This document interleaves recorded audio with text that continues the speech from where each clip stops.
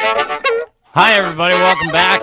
Here we are. Here you are. Everything goes on as it does, and we like to talk about everything, and today is no exception. Welcome to the program. My name is Dean, and we have a full deck, or a full slate here, as they say. Please welcome to the program Lachlan Cross, 95.7 Cruise FM in Edmonton, at Lachlan Cross on Twitter, Ryan Lindley from the Sheeple Shepherd podcast, at Ryan Lindley on Twitter, and journalist, doctor, I know he hates it when I say that, Twitter stud extraordinaire, writer for the creator for the Washington Post, Globe and Mail. Please welcome Mr. at David Mosscrop, at David_Mosscrop on Twitter. Hello, sir. Nice to see everybody. Oh, we're back.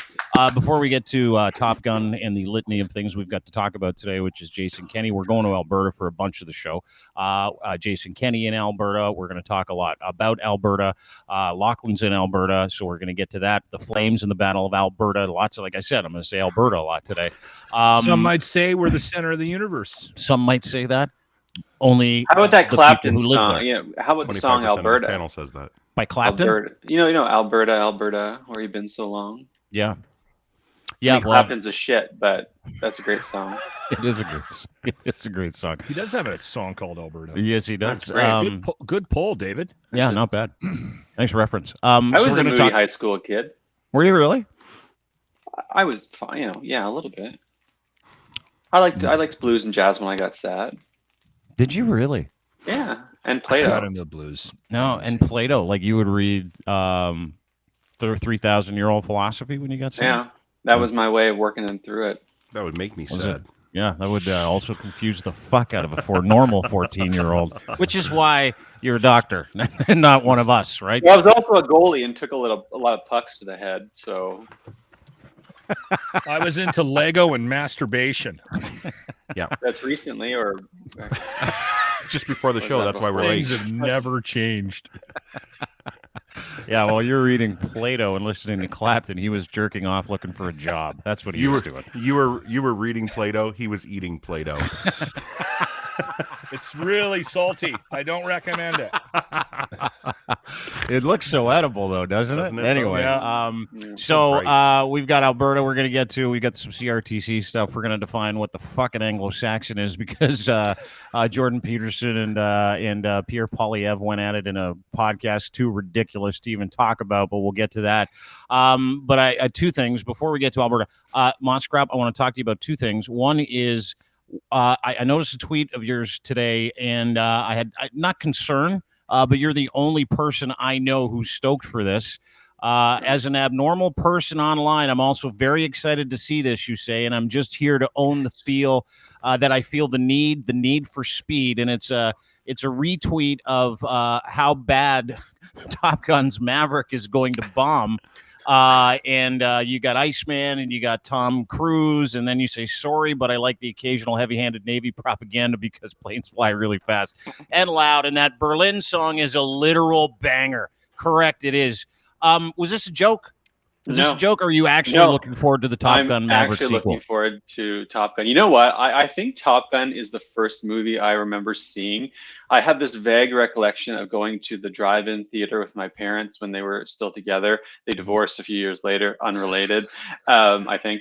And I remember, because my dad was a big fan. He died a couple of years ago, but he was a big fan of Top Gun. He was a big fan of fighter jets. We had fighter jet models in my house growing up. Mm-hmm. And I just sort of picked that up. And so there's something visceral and cool about it that I love, even though I recognize it. It's straight up Navy propaganda. The Navy helped pay for it back then. They did it with the Marvel movies too. This is a normal thing for the military. But I'm just like, sometimes it's nice to check your brain and just say, you know what? The jets are really loud. They go really fast and it's awesome. And I like the 80s music. I will say one thing. This, by the way, if anyone doesn't want Tom Cruise spoiled for them any more than he's already spoiled himself for everyone, earmuffs now. My partner pointed this out to me. Once I say this, you can't unsee it. So I'm giving everyone a second. Yeah. Okay. Ready. Go watch old Tom Cruise stuff up until recently. One of his teeth is off-centered, and so it shows up in the middle of his mouth. And now that's sort of like all I see. So I'm hoping. So that's one caveat. You look how you look. You look how you look. Like whatever. You talk how you talk. You look how you look. But that is something that I noticed. But I love it. I'm excited. I'm unironically excited for the new one. I rewatched the first one recently, and I did too this weekend. To get ready for it? Did you guys watch it to get ready for the new one? Or did you get it on the Paramount Plus? I just yelled into my remote, "Top Gun," and it popped up. So I watched it. And like the Pentagon brought you a copy. I have no idea how it came up or where it was. It's on that box that I pay $178 a month for. He thinks it does it for him, but it was actually like he just yells in the remote, and his wife actually just does everything in the background and doesn't tell him. Makes him feel like, good. Top Gun. Here comes Deb. Okay, fine. Shut up. I am with you, David, on the Top Gun Maverick. I was so looking forward to it, and I've been hearing good reviews. I read a review this morning where they showed it at Cannes, and they got a 5-minute standing ovation at the end of it. What? I'm so excited. Yes, David, it's going to be good. I can't believe that was at Cannes. I mean, that's usually where they put like real movies, right? This is a good movie, guys. You can suck it. I will say, I remember they were putting it together. So Kelly McGillis, they went to Kelly McGillis and said, "Are you in it?" And she's like, "They didn't come anywhere near me." It's been interesting because she sort of disappeared off. Pictures of her. Well, but that's what I mean, though, right? It's like it does speak to the nature of Hollywood. That is like, if you are a woman in Hollywood who, God forbid, gets old or puts on weight, you just stop existing as an actor, right? No. While we put up with absolutely, I don't want to take it the wrong. We put up with far worse, but we end up putting up with far worse people. Obviously, like you look how you look, you are who you are. But I will say this: everything aside, it's sometimes just nice to be excited about something that isn't a Marvel movie. Yeah, that's true. I never get excited about Marvel movies, but They're just taking up all the real estate. Yeah, they have. Yeah. They have, and I get excited for the series now. It's not even the movies that I get excited for because it gives me something to watch. It was like my pandemic thing. It was like, ooh, another Marvel series is coming out. I've got something to do tonight, right? Whether it was Moon Knight, which was actually really cool. I don't know if you guys have seen Moon Knight. It was awesome. But anyway, back to the Top Gun thing. You can't make fun of Top Gun. If you're watching Moon Bum, there's no way you're sitting here making fun of Top Gun. I won't allow it. I'm not making fun of Top Gun. What I'm saying is I can't. Ryan, here's my issue. Here's my issue. Since the last Top Gun came out, we've learned a few things about Tom Cruise. And I can't like the fact that Mosscrop, the fact that you, David Mosscrop, an academic doctor, were like, what's really off-putting is this tooth that's off center in the middle of his mouth. And I'm like, what about the Scientology? What about all that stuff? Remember the jumping up and down? But I still I'm still gonna watch Face Off. Yeah. Yeah, Travolta. He was. That comes on, I'll watch it.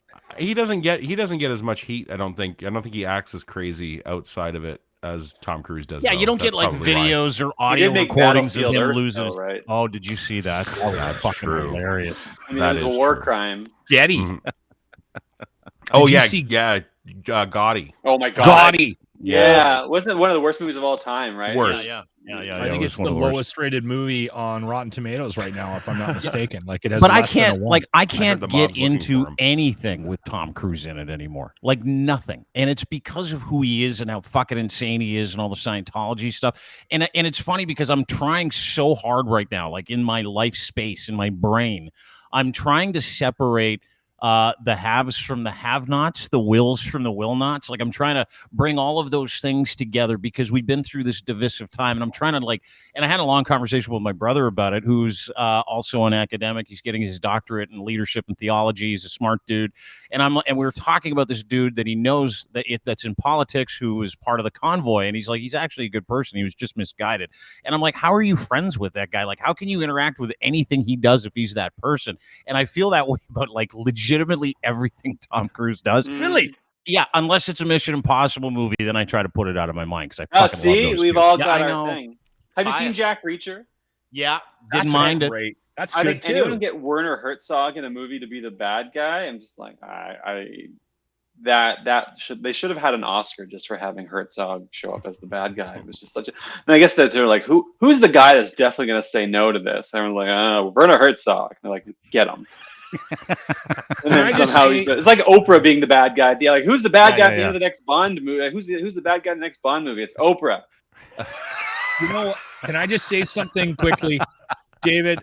I really appreciate what you've just done there. You have changed my idea of what an intellect is.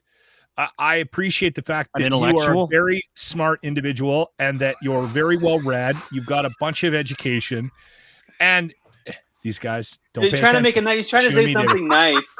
Yeah, just he's the best with. Locke has the best words. He has the best words. I feel like an intellect. Sorry, go ahead. Oh, damn it! I was just going to say, here's a man that is like he's got like 10 doctor things on his wall, and he's excited about going to see Top Gun. I love this man. This intellect has doctor things, and he's going to see the Top Guns. Yeah, dude, it blew my mind because like you put people in certain boxes. Mosscrop, if you're watching this, just log out and log back in, and we'll be able to get you. But you're having some internet issues where you are. But like I really try to separate both of them, and it's very difficult for me. Like it's so hard for me to go, oh fuck, I'm really excited to see this Top Gun. But then I'm starting to hear movies, stories about people in these movies and stuff like that, and I'm like, yeah, I really want to watch these movies. But when I look at a guy like because I know I'm an idiot. Like, I know I'm excited by things like Lord of the Rings and Top Gun and stuff like that. But when you look at a guy like Mosscrop, who looks like, look at it, he's so stoic right now, he's not too sure. But when you talk to a guy like Mosscrop and you read his, like, you follow him and you read the stuff he puts out for the Post and the Globe, and you're like, and then he puts out a tweet, it's like, so stoked for the new Top Gun. I'm like, yes, that's awesome. A real man to me, right? Yeah. Like, he's got the ability to separate the things that he hates about people and just go, fuck, I'm going to turn off my brain for 2 hours and watch the new Top Gun. It's going to remind me of when I was like 13 years old. Right? It gives us a bit of validation in our own guilty pleasures, I guess, when you see somebody that's way fucking smarter than you liking the same things you like. So, well, yeah. I do have a couple of things like that. Like I can't get past the Pete Davidson thing. Like I hate that man. And anytime he's in anything, I automatically dislike it. So. I swear, I watched the new Kids in the Hall last night, and the first episode has Pete Davidson, and it has a guy with really huge balls. I thought they wrote it just for you, and glory holes, and glory holes. Did a glory hole thing, like dude. Yeah, and farting or something too. It's like, all uncensored. It's insane. The new Kids in the Hall or the Pentavert. If you see the Mike Myers thing, again, full frontal nudity for Mike Myers. And here's the other thing that's fucking unbelievable. I don't know. Like speaking about turning off your brain, Mosscrop's back. Yes. Speaking of CRTC trying to censor me. Probably. My internet. Ian Scott's got your IP address. They've got my number. Yeah, he does, of course, because you take him to task as we do. We'll get to that in just a minute as well. But if you guys smart people can turn off their brains too. That's our whole thing. Like Mosscrop, if you follow David or you follow other bright people, you're like, can't believe he likes Top Gun. But then the other day, I'm like, I gave Shoresy a chance. Have you seen this new series with the guys from Letterkenny? Shoresy. The opening sequence is the funniest fucking 20 minutes, not even 10 minutes in opening sequence of new series history. Yeah. It is the dude from Letterkenny who plays Shoresy, this roughed up senior men's hockey league player, and the opening sequence is him taking a shit in the team dressing room, telling the coach that he banged his wife and so did the rest of the teammates. You know what? It's incredible. I didn't get. I'm just so disappointed. I couldn't get into Letterkenny. Really? I couldn't do it. I wonder if it's an Ontario thing. Because it is based in Ontario, and it's based on a small town. But you'd figure small town Alberta would resonate with Letterkenny. Yeah.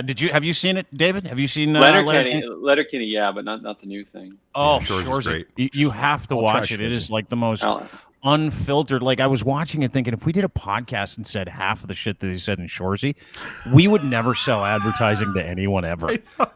Like ever. And that's what turned me on. The chirps are fucking next level. And it's like that's where I grew up though. I grew up in Peterborough, and if you think Letterkenny, you think Peterborough. Yeah. Ontario. Yeah. And I like that stays with me. But one of the things about someone, being someone who has to be in a political space all the time, write about politics, think about politics. I was an academic before that, thinking about democracy, writing about democracy. It's complicated. It's heavy. It's a nice way to unwind, to just watch things that are enjoyable because they're enjoyable. They're not complicated. They're fun. And one of my favorite things to do is put on some garbage TV and just, play video games and have a beer. And it's like, that's a nice way to get away from all that stuff. And I'll tell you a little secret, just between the four of us. Yeah, please. one of my favorite cities in the world. I'd say like what are your top 3 favorite cities in the world? Is like Tokyo, Seoul, Las Vegas. Vegas. I was going to say I it's gonna love be Vegas. I love Las Vegas. Unironically, I understand how problematic it is on all kinds of levels. I love it. I can't help myself. You love what you love. I love Las Vegas. Why do you love Vegas so much? Well, I don't know. I mean, part of it's sort of like saying like, why do you like the taste of peanut butter? Like you know what I mean? Like it's just a thing. You feel like you're just built for it. If I had to try to intellectualize it, I would probably say I get there and my brain is just like, fuck it, I'm out of here. You're on your own, man. Just I'll see you back at the airport in 2 days, because you should never be in Las Vegas for more than 2 days, and have a good time. And so I'll go. I've been, I think, 5 times, and I used to fly from Vancouver all the time when I lived there. You'd fly over, I'd get there, I would turn off my brain, I'd eat what I want, I would drink what I want, I'd play poker and win enough money to pay for the trip. I would go to the old Vegas, which is weird. Gold Nugget downtown with the covered sidewalk. It's fucking awesome. It's so weird. Yeah. They've got a cool arcade there with video games and drinks. And I would go to the Neon Museum, which was super cool, and just walk around this old weird place. And I just loved it. It was like a theme park for debauched adults. And I mean, they tried to make it a theme park for families in the 90s. It did not take, as you shocker. But I wouldn't even get super crazy. I would just drink and smoke cigarettes and play poker. Yeah. But it was just cathartic, and we all need that. Like we all have our points of catharsis, and that was one of mine. But I'm getting a little old for it though, because my body now, it's like my brain used to take off, and now my body's like.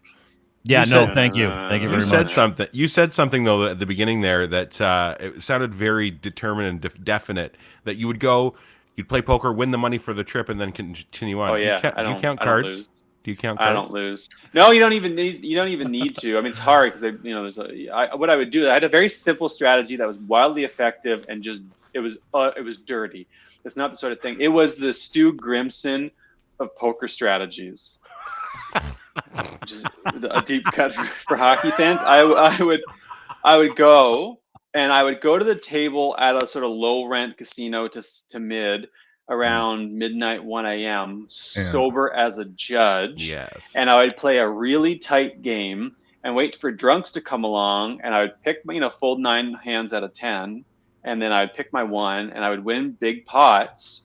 And I would walk away when I got to $500-600 and just, go enjoy the rest of my trip. And then it works every time.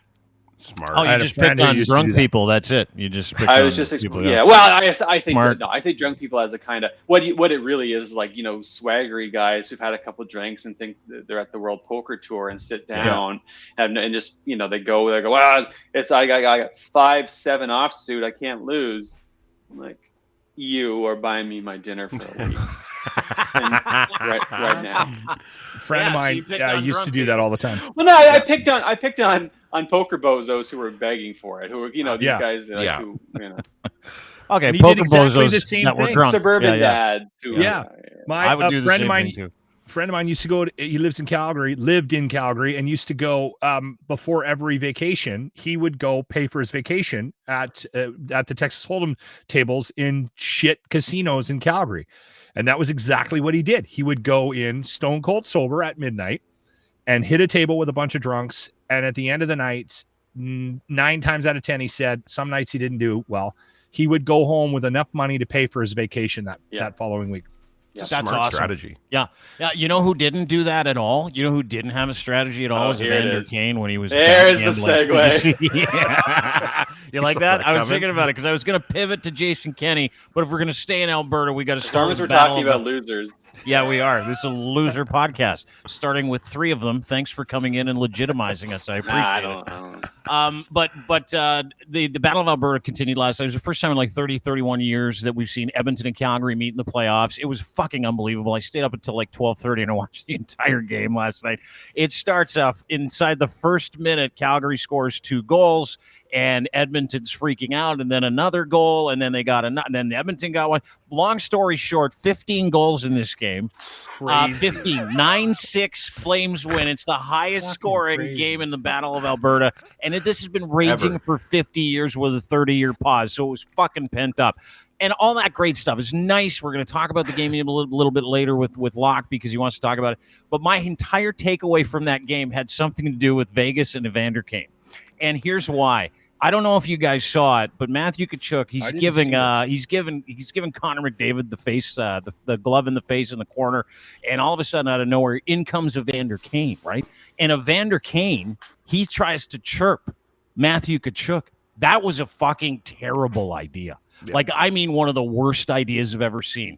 I want you to watch carefully to the mouth of Matthew Tkachuk, who's chirping Evander Kane, and he says to Evander, this is like, gone are the racial epithets of the 80s and 90s, which is terrific. I'm really happy about that. Now we're just sewering guys with all of their terrible life mistakes. Where Matthew Tkachuk says to Evander Kane, he's like, need some money? Watch this. It's maybe the greatest troll job ever by Matthew Tkachuk. Shillington can do, but try to wrestle with speed to the outside. Now the one thing you don't want to do is negate some money. I missed that. I saw it last night. I was watching the game. And I'm like, do I? It's so lazy. I'm like, do I stand up and record this? Just hit the PVR and rewind it, or do I just say forget it?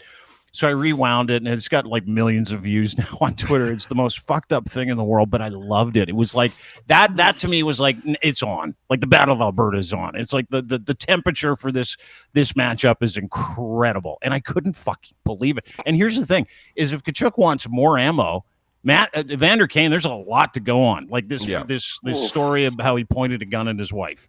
Another story about him spending $42 million in 2 years. That's why he asked him. Another story about how he forged his COVID certificate. Like, he's got a massive pot to pick from for the rest of the series. Like that was game one, dude. This is why I didn't want Kane in the in Edmonton for the Oilers. I'll be honest. I was on the air going, this is a mistake. You can't put that kind of toxic energy into a locker room and expect to win. He's put away whatever he brought to the other teams to dismantle the other teams, at least for now. I know that he was a major problem in Winnipeg. There were fist fights reported. I have friends that live in Winnipeg. They talked about teammates beating him up when they were out, beating him up after practice in the dressing room. Like, he is just a horrible human being, and I think everybody knows it. Mm-hmm. And when they were trying to coax him over here, the irony of it is he's exactly what they need as a player on the ice. And I was saying, I don't think it's worth the cost that he might cause, the damage he might cause to the dressing room and the chemistry of the team. Yeah. So far, there hasn't been a lot of rumors, although there's something in Edmonton that isn't in a lot of other cities. There is a bubble over this team. And management has always done a pretty decent job of covering up shit. I think it was from the 80s. Like, they got practice in the 80s. Yeah, they had a little stuff to cover up from the 80s Oilers, didn't they? They got good at covering up DUIs, cocaine in casinos. They got really good at it, and I think there's still a element of that in that organization. I'm not saying the guys are doing that shit, but I'm saying they've tamped this team down for rumors for years. It'll be interesting to see if they do try to keep him. He's gonna come with a price tag after the playoffs, and a price tag that I don't know if the Oilers have room for. But yeah. I just couldn't believe the chirp last night because I put myself in Evander Kane's position, right? If I'd lived that life, all that stuff was out there about me, and some guy said that to me, I'd be like, you got me. Like, I would have nothing to say after that. Yeah, you're right. I'm a douchebag. That'll drive Kane crazy. Staying in Alberta, though, you guys not only had the Battle of Alberta yesterday and Game 1 barn burner, Jason Kenney, the Premier of Alberta, Hard Luck J. Randy Kenney, Randers, quit as the Premier of the province of Alberta. After a leadership review that was held yesterday, was announced at 6:15 last night. He was late to his own thing again for the 100th time. 51 to 49%. That was a leadership review. He actually won and then stood up at the lectern and said, I quit. Now, Mr. Mosscrop, you've been following this. You've been talking about this. We talk a lot about conservatism. We're going to talk a little bit about Doug Ford. But how on earth can the Premier of like the most conservative province in this country, Locke, hang on, I know what you're going to do. How did he lose his job?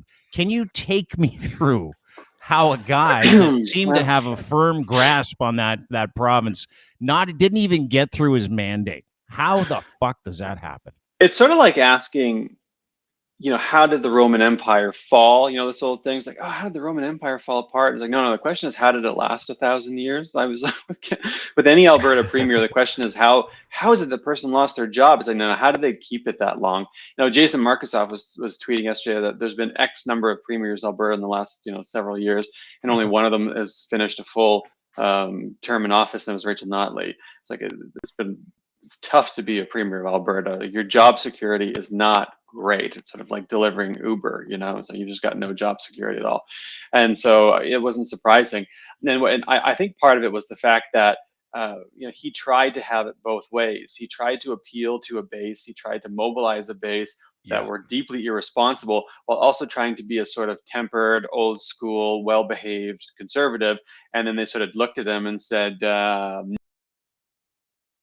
no, we're good. It's like I voted for the leopards eat my face party. I can't believe they turned around and ate my face. Like, yeah, these are the people you have been dealing with it for years, who you've tried to mobilize. These are the mercenaries you've emboldened, that you've hired, and then they come and they do you in. Like, what did you think was going to happen? How did you think this ends? And a lot of people were. I mean, I will say this. I was not particularly gracious when he lost, as some politicians were and others were. You have this obligatory Canadian political thing where you say, just thank you for your service. I tweeted, bye, and followed by Jason Kenney is leaving politics to spend more time trying to fill up his truck.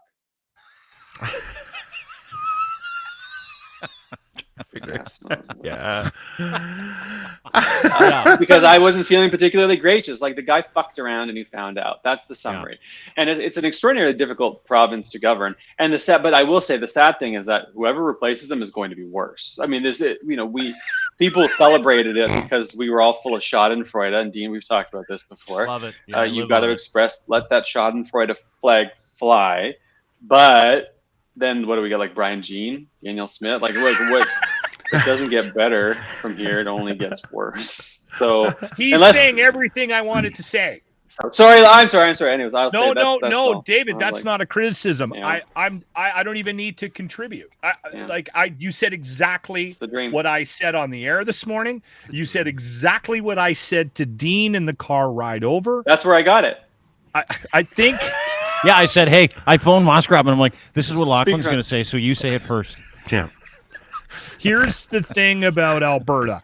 We live under the cloak of stereotypes from the center of the universe. You guys all have a very strong opinion of what this province is, and you all have your heads up your asses. Now, the other thing that happens with Alberta is in the major markets, it's far more liberal than you would probably imagine. These cities, Edmonton and Calgary, don't want to be Alberta cities. They don't want to be the stereotypes that they are thought to be. So they pine for things that other cities have, and they elect liberal governments.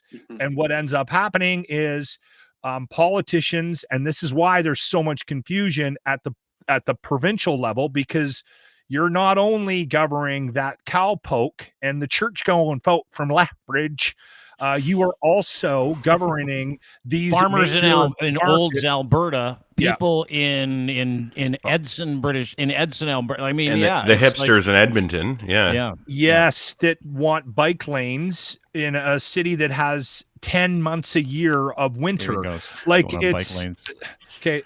Honestly, I'm gonna go get it's a very difficult province. And so Kenny was trying to eke his way over to the middle. That's the irony of what you guys don't realize what's happening in Alberta. He was actually trying to push the party over to the middle a little bit, right? He was also trying to appease the base with shit like this. Like, look at him. He's just a tool. I mean, Mr. Leahy. Oh Mr. Leahy, God. please help. Okay. Look at him try and put gas in his car. That's the video that's playing. David, Just watching you're this on the right. audio version. And I said it this morning. The guy that comes next, or girl or woman, he is going to be way worse than Kenny. Yeah, but We're why? in trouble. Is it because of incompetence? Oh, they're going to swing so far right. It's going to be the anti-vax. It's going to be the anti-vax, anti-lockdown folks who are going to dominate. It's those, because who's pushing them out? It's the pro. It's the anti-mandate, pro-freedom guys who want a less liberal Premier of Alberta, and that was the criticism. And he's too liberal. He's too liberal. I'm like, oh. Yeah, I find that unbelievable because everything that we've crazy. seen about this guy has been the opposite of too liberal. It's been like, this guy doesn't believe in mandates. He canceled the pandemic like 2 years ago. He's like, best summer ever. Let's cancel the pandemic. It's like everybody's like, we're so sick right now. He's like, fuck, sorry about that. Back on masks, mandates. So I was like, that was from an outsider's perspective, living in a different province, sharing the same country. I looked at him like he was just a Ford Z wannabe or a Mo wannabe, like he was one of those guys. But I think you're seeing it, like when we watched O'Toole get turfed for Poilievre, we're seeing that these people weren't as bad as they were painted out to be, or as conservative as we thought they were. Mosscrop, right? Like that's kind of the thing. Or that it could always be worse. It could always be worse, and this is the problem. And I mean, I'm not a fatalist, and I don't believe that things inherently get worse. I also don't believe they inherently get better.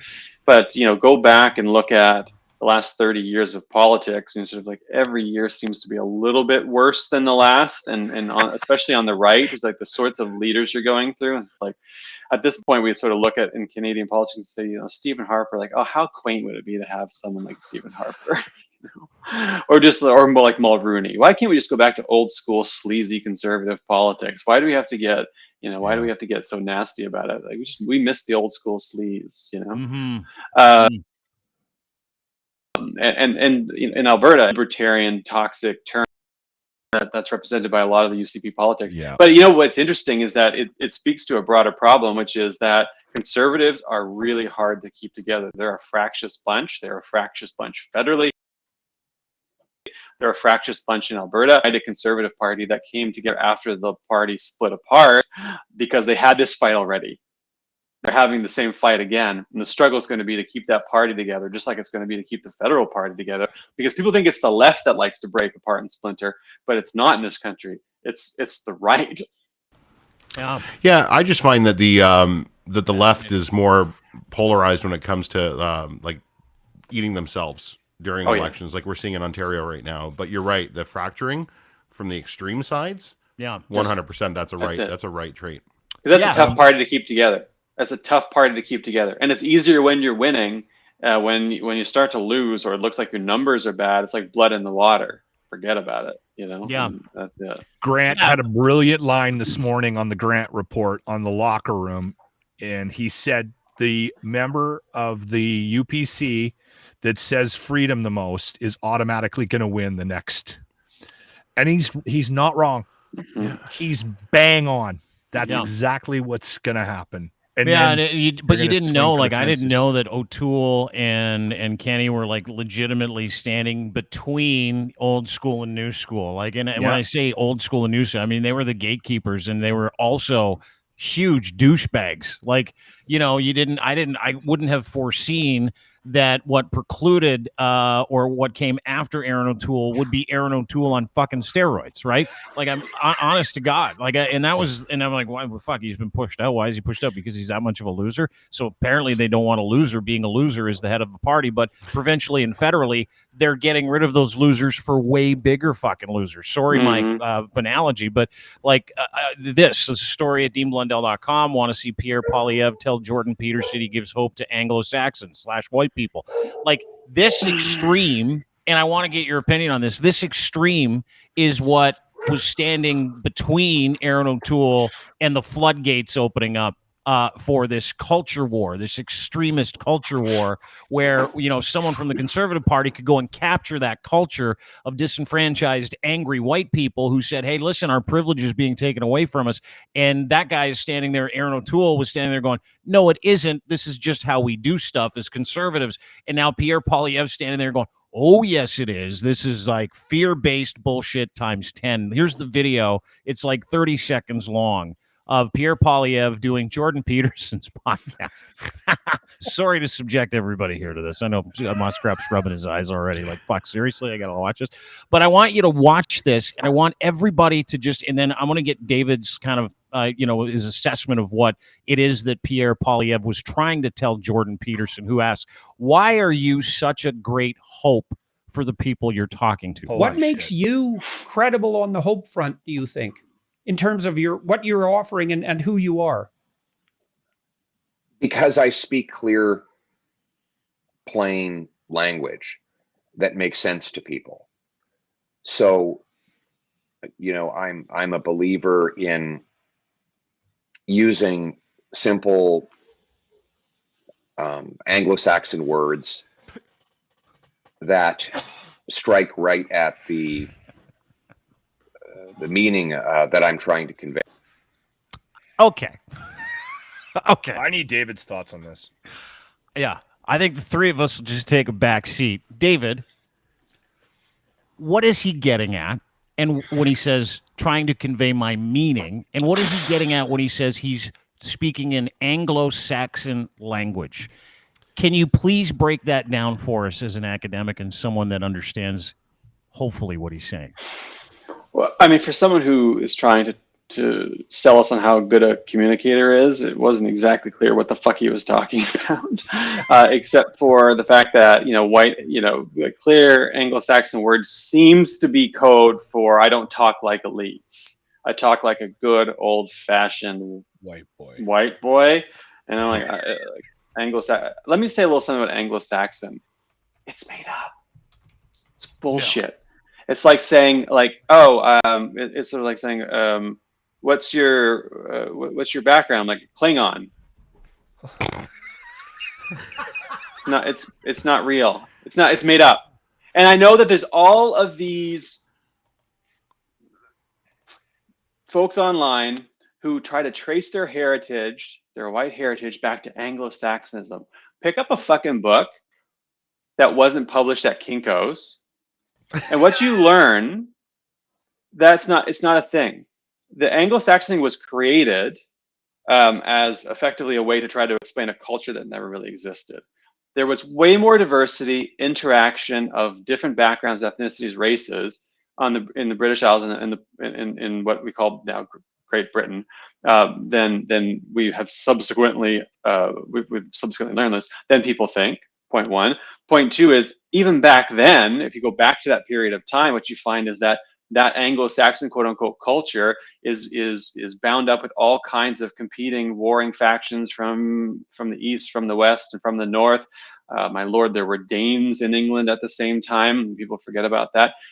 There were folks coming in from the Middle East. There were folks coming in from Africa. There was lots and lots of trade. There's long been trade. There's a great book called The Bright Ages that talks about this. There's a series of books on the history of England by the guy who wrote Peter Ackroyd, I think it was, Foundation, and there's a few others that talk about how these cultures become immersed. And the Anglo-Saxon thing these days is just a way of saying like white, right? It just means white. It doesn't refer to anything. It just means white, and it's some sort of like general, broadly conceived notion of whiteness that's meant to be exclusionary, right? And it's nothing but exclusionary. Mm-hmm. But the way he's deploying is basically just saying like, is a way of saying, I don't talk like elites. I don't go into sort of breathless, melodramatic liberal speeches like Justin Trudeau. I just talk like a normal person. And that's his way of trying to be a populist, trying to be a sort of anti-elite, populist, the guy who's never had a job outside of politics, the guy who's been taking a taxpayer check his entire life, the guy who was in Stephen Harper's government, the guy who wants to remain in government is the anti-elite. And he talks like an Anglo-Saxon, which means nothing. But Peterson's base is going to love it. But it ends up being a really disconcerting dog whistle to the sorts of people we really ought not to be enabling or amplifying right now, or ever for that matter. And so it's part of the reason I get really worked up and scared about this, is because that sort of talk serves this mission of creating a sort of idealized, pure white politics that ends up being extraordinarily dangerous and exclusionary and often violent. And we need to stand up and push back against it, because there's no place for it. But that was only one of the unhinged things he said on that. There was more. He called Justin Trudeau a socialist. He took a run at Jagmeet Singh, so he was saying, like, why is he even here? Incidentally, a question that some people on the left ask too, but not quite in the mean spirit that Poilievre asked it. And is just sort of railing against these folks as elites. And again, we all end up stupider for it. Our politics ends up stupider for it. It doesn't solve any problems. I'll give you one example and then I'll shut up. Poilievre is trying to do this populist shtick. That's why he says things like that. And then he says, well, you know what? I'm going to make life affordable for people. I'm going to make housing affordable for people. I'm like, okay, all right, great. That sounds like a great plan. What are you going to do? Inflation's too high. How do you tame inflation? How do you get... Well, you got to raise interest rates, right? What happens when you raise interest rates? Debt in a country that's full of mortgages that people can't afford. What happens? People can't afford the mortgage, can't afford the groceries, can't afford their credit card bills, can't afford their lines of credit. They start defaulting on loans. They start defaulting on their mortgage. They lose their house. What happens to people then? Where's your message then? What do you do then? What's your answer then? You want housing prices to come down, which means you want people's equity to come down, right? You want housing prices to go down. That means housing prices need to go down if you want to make them affordable. He's not willing to engage with the complexities of this. He doesn't have a long-term plan. He's just spouting off. And what scares me about that is that there's no off-ramp. It's just the bridge fucking collapsing. And what happens to all those people who bought into his bullshit then? They get really angry. They get really disaffected. They're all hopped up on bullshit rhetoric and this invented idea of whiteness. And then we're really off to the races in this country. And truly, it quite scares me. And so I like to poke fun at him and cyberbullying him a little bit, because, he he deserves some cyberbullying. Absolutely. Because he's full of shit. But behind all of that, I'm actually really quite scared. Yeah. And it's funny because I look at what he said with Pierre, and I listened to, I would say, maybe half of the podcast, and I laughed, I would say, in 4 or 5 different spots where you could tell that he was, when he was going after Jagmeet, you knew with the whole, why is he even here comment. Well, what the fuck was that for? And who was that directed at, right? And on Jordan Peterson's podcast that has 5 million disenfranchised, toxic young men who truly believe their whiteness and the privilege of their whiteness is at stake. So why would he go? Because to me, when you launch words like Anglo-Saxon, which is, as you pointed out, mean nothing. They're Germanic and English in origin, by the way. And you're 100% right. And you're a doctor, so it's not like you need me to say, "Oh yeah, you're actually." I'm right about stuff. I'm right about stuff. I'm wrong about stuff. I don't. But no, but the term Anglo-Saxon is relatively modern and refers to settlers from the German region of England in Saxony who made their way over to England after the fall of the Roman Empire on 410 AD. It lasted for about 600 years, and they invented their language, which we now commonly call English. So my point is this: that was a dog whistle. Even though it doesn't mean anything, and most of the people didn't know what he was talking about, all they heard was this bell ringing of, oh, English. That's us, right? That's us in these church meetings that Pierre shows up to, and these tents where everybody there is white. And I take nothing away from anybody for the color that we're born into, because I don't care about those things. What I care about is the militarization or the fear-based fear-mongering directed at those people to get them to take action. And that action we saw in the convoy, that action we saw at Rolling Thunder, these are the actions in the words of an individual who is simply not talking, in none of his tweets talk about policies. None of his tweets talk about Canadians.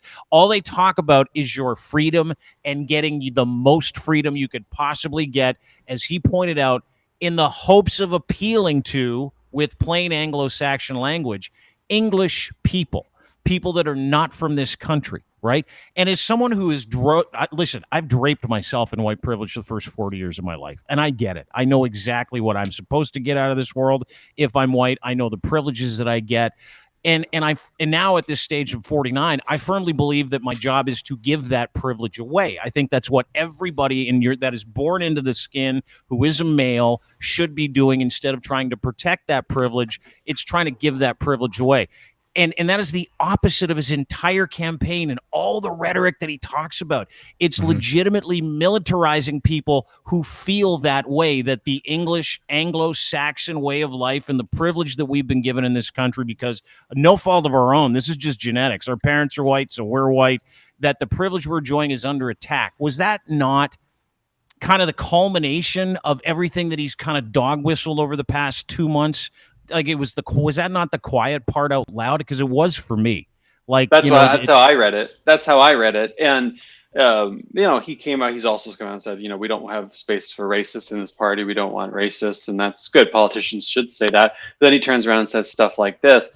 And I part of the reason you need to be so careful is that this goes back to an old philosophy about language. And you ask the question, what is language? What does it mean when we say something out loud? It's not just speech, it's an action. It's a speech, that's what they call a speech act. When I say something to you, I'm not just saying something to you. I'm communicating a message. I'm issuing a directive. I'm symbolizing something. I'm mobilizing something. I'm whipping something up. I'm shutting something down. Every time we speak, we act. To speak is to act. And so when you speak, you need to be very, very careful if you're a politician, if you have a massive audience, if you're appealing to a certain segment of the population that is volatile and potentially dangerous. You need to be so careful, because if you don't speak carefully, you can cause an awful lot of damage. Maybe it's unintended. Maybe you're just rolling the dice.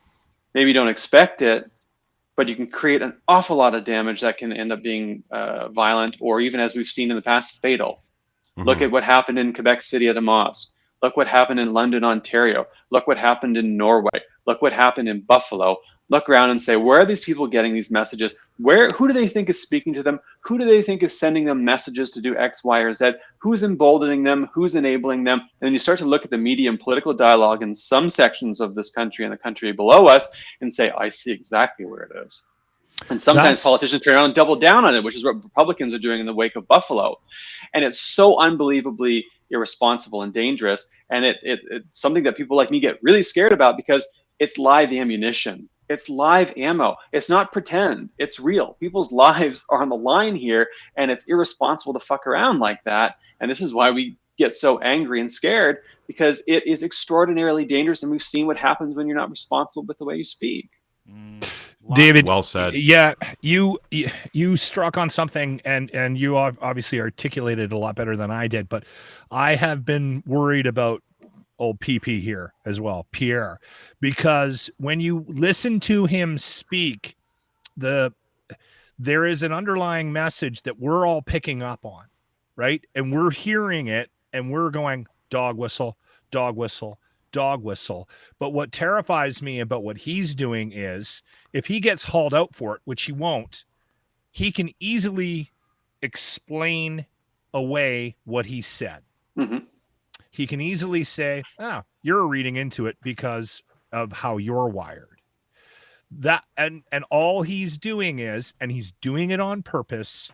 We know he is. We know he's smart enough to be sending these little messages, and we probably picked them all out from that Jordan Peterson, that he's sending to this base. He's riling them up, and at the same time, he's protecting himself from any criticism based on how he presents it. And that's what fucking scares me, because we are going to get a conservative leader in this country next. It's going to happen. It's going to happen. Dick is probably going to be our leader.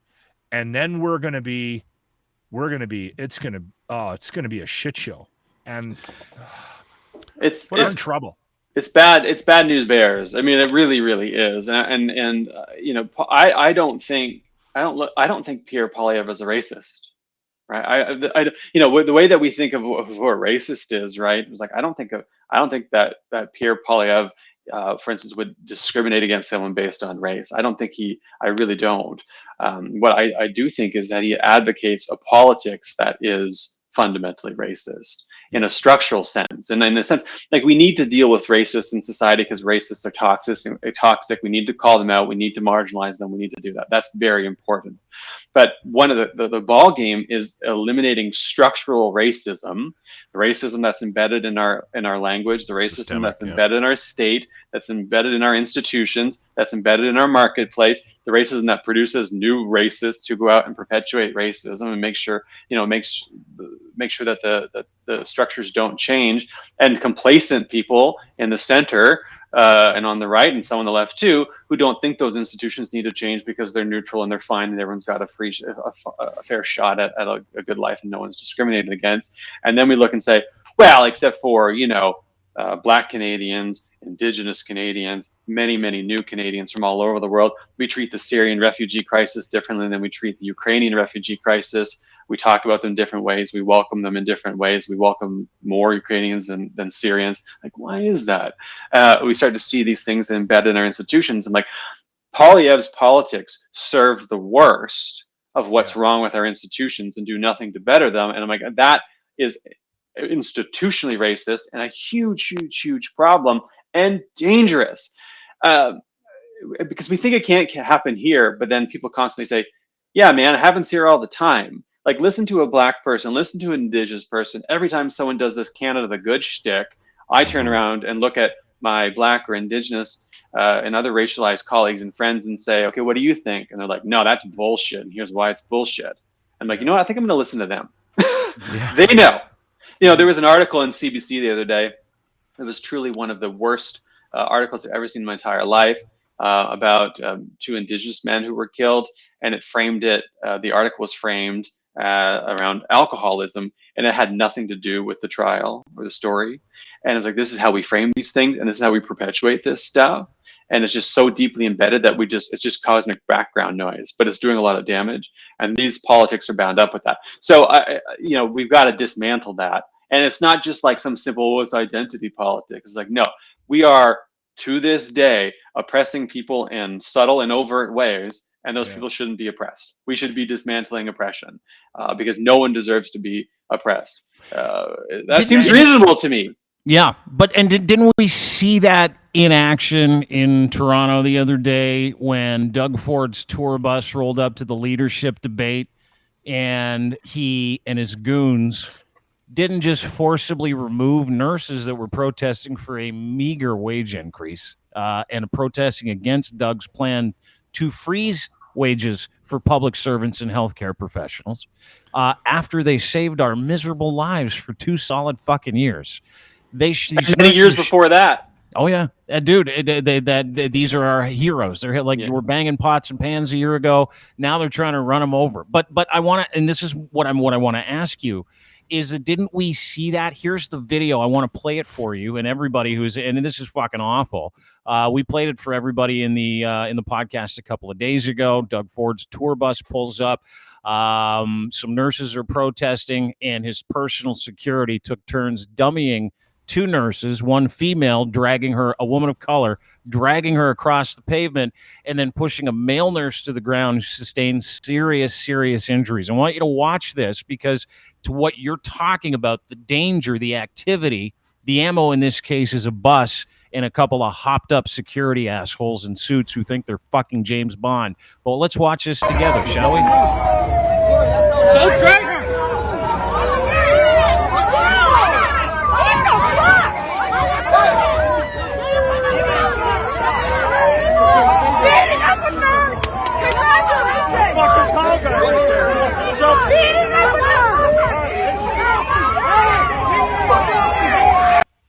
So you saw that. We'll watch the rest of it together on mute. It's significantly longer than I'd like it to be for this show, so we'll watch it on mute. But this is one of the things that you're talking about, is it not? Where, the party in power that has allowed this hatred and the toxicity to breed, that is not inclusive, that is conservative in nature, that allows for the most toxic members of society to be able to protest. But when nurses show up to say, hey, listen, we did a pretty good job for you saving lives during the pandemic. We'd really appreciate it if you would just keep us at pace with inflation. Doug Ford's goons throw these human beings on the ground and beat on them because they're in his way.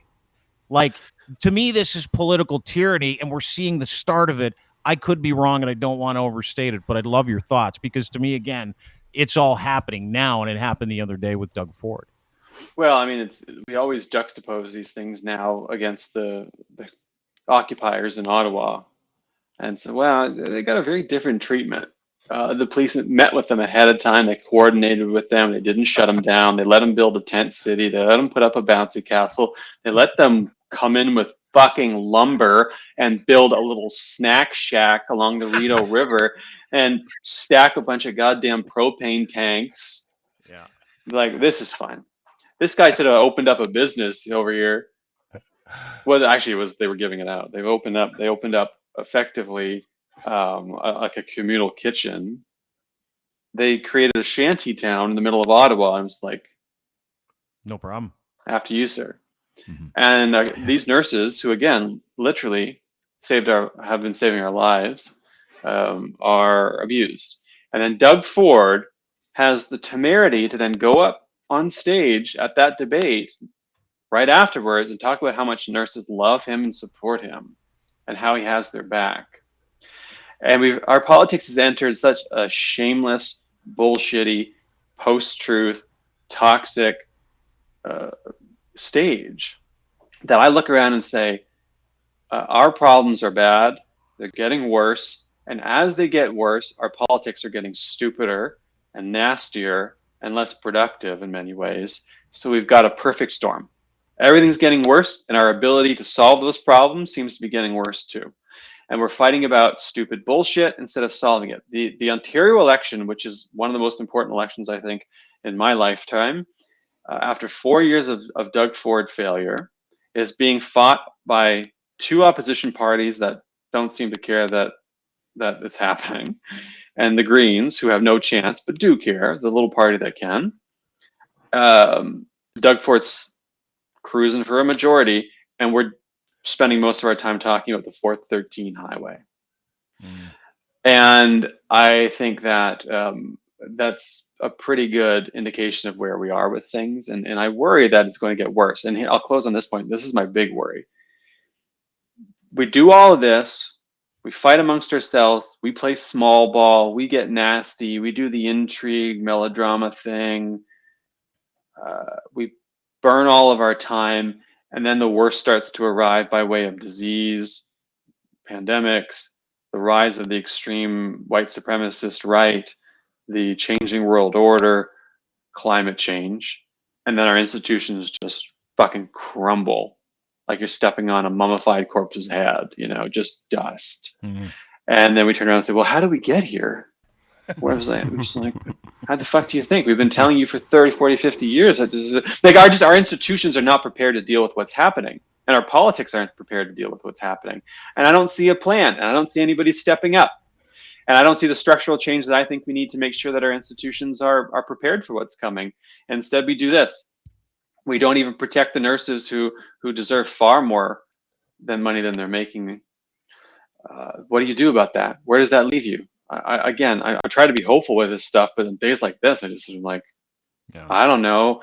Give me some shotgun shells and dry goods and a bunker and some Mad Max movies for training, and that's it. Like, what do you do? But I don't want to give in to that because there's still time, and we can still do better rather than worse.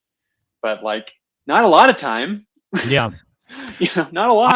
I have to wonder too. Like, I know that you read a lot about the collapse of civilization. Yeah, it's my hobby. Why? What do you do? Fun at parties. What do you do? I play golf. Go to sports games? Yeah, you do. I saw you tweet about playing golf the other day, and I had this moment. You were talking about. I was just like, oh, I should be. Although I'm the guy that wrapped a putter around a tree when I was 13, so I'm not sure golf is better. Yeah, I played. I was a hockey goalie, and we were poor as fuck growing up. But I was able to string together, and we were able to make it work for a while. And I remember having a bit of a temper, and we were playing a match, and a kid came at me hard in the crease and then kicked at me. Like, it's really dangerous to kick at someone while you're wearing skates. Yes. So I got up and went at him with my goalie stick, and he skated away, and the ref pulled me back, and I like turned around and full on hexstalled the stick up against the pipe of the net and broke the stick into pieces because I was enraged. And then, you know, the play goes on, and then, you know, next play, the guy's in front of me. And, you know, there's an old trick in hockey. You know, don't do this, by the way. This is dirty pool. Don't do this. No, because they see that. Uh-huh. There's a little spot at the back of the ankle that the skate doesn't protect particularly well. It's like a thin piece of leather. It's a bottom ankle. Mm-hmm. I got home. We didn't have money growing up, but we had values. I will give us this. My mom was like, if you ever do either of those things again, I'm not buying you another stick and you're walking to hockey with your bag on your back, you know? I was like, right. Okay, I got to behave myself. You can see the thread. Yeah. So no golf, no hockey for me. I read about the collapse of civilization. Well, yeah, that's and which is why I want to thank God you do, because it's coming in handy in this conversation. But did you, like, when you look at where we are, I think I kind of referenced this in one of our shows a couple of weeks ago. Are we seeing the start of this, and what does that look like? You talk about institutional collapse, and pardon me, but I'm kind of excited for it. Like the Great Reset. I haven't been part of the exactly the Great Reset. But is that what you're talking about? You talking about the Great Reset, or are you talking about like literally the collapse of political institutions as we know them, reimagining politics? Are you talking about the Bank of Canada going tits up? Like, what are you talking about? Well, so there's a bunch of different scenarios, but David Runciman, who's a great scholar of democracy in the United Kingdom, sort of says that if democracy falls in our part of the world, it's not going to be like tanks in the street. It's just going to be the institutions that we rely on: elections, judges and courts, the Bank of Canada, Parliament, so on and so forth. The civil service will just start to get much, much, much worse, much, much, much crazier. And at some point, we'll just stop working properly, and then we won't have access to things, and things just won't work. And what worries me is that we might end up with that. And in the United States, you're seeing a lot of that, especially, and we're seeing some here too. The other alternative, and these things can intersect, they're not entirely mutually exclusive, but the other alternative is, well, okay, over time, we start seeing crises emerge, and we just don't have the capacity to deal with them properly. They keep getting worse. Like, think of extreme weather events, think of refugee crises, think of protests and occupations, and that leads to a political backlash that is toxic, which is what we're seeing now, which leads to worse politics, which leaves us incapable of dealing with the challenges that are arising, like economic challenges like inflation, affordability, dealing with extremists, and then climate. And I think climate is the granddaddy of them all, because we're going to be seeing that will affect everything, right? It's going to affect the economy. It's going to affect healthcare. It's going to affect the jobs, right?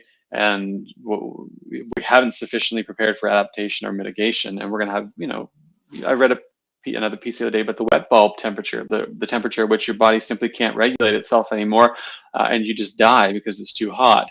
And we're seeing an increase in wet bulb, deaths as heat waves surge, and so on and so forth. Like, this is happening now. We're seeing. I remember reading a book by Douglas Preston about the Lost Kingdom of the Monkey God. Spoiler alert: they all get leishmaniasis, the flesh-eating. That's terrible. It's not for the Thanks faint for of heart. spoiling that for me. Yeah, I appreciate Just it. again, earmuff. But like, that's not. I mean, that's shitty for them. The worst part of it, though, for the rest of us, is that he says climate change is driving the carriers of leishmaniasis further north. It's now showing up in the United States. It will be showing up in the northern United States and Canada. Monkeypox. Soonish. Yeah. Well, now monkeypox. Here we are. And now We're getting monkeypox. killed by monkeypox now, which looked like this is really disgusting, by the way. But then you go back Smallpox, to sort of like the history of plagues and think of like, how did ancient peoples handle plagues? And so like, oh, the gods are angry at us, and so on and so forth. And it seemed like the apocalypse was coming. And if you go look at the literature and the art from those periods of time, it's some dark shit. And you're just like, oh, I get it. They were dealing with all of these environmental and epidemiological public health crises at the same time. And it must have seemed like the world was ending at the fall of Rome, at the collapse of Sumer, right? At the time of the biblical flood, so of Ur and Uruk and so on and so forth. It's like, oh, right. Pretty bad shit. And there are moments that it feels a bit like that. And one of the things that scares me is that we often don't see it coming, or we say, no, don't worry about it. It's fine. Smart people have warned us, have told us that it's okay. It's not going to happen. It's going to be that bad. But also smart people are wrong all the time. No one predicted the collapse of the Soviet. There was like one guy that got it. Like one guy predicted the collapse of the Soviet Union. But if you got a whole bunch of people predicting things, like the random chance that one person's going to be right is pretty good, right? Like if the three of us had to pick a number between 1 and 100, would one of us get it? Probably not. If 101 of us had to pick a number between 1 and 100, the odds go way up. So I'm worried that we can't conceive of that collapse, and so we don't tend to worry about it. But then it just hits you like a freight train.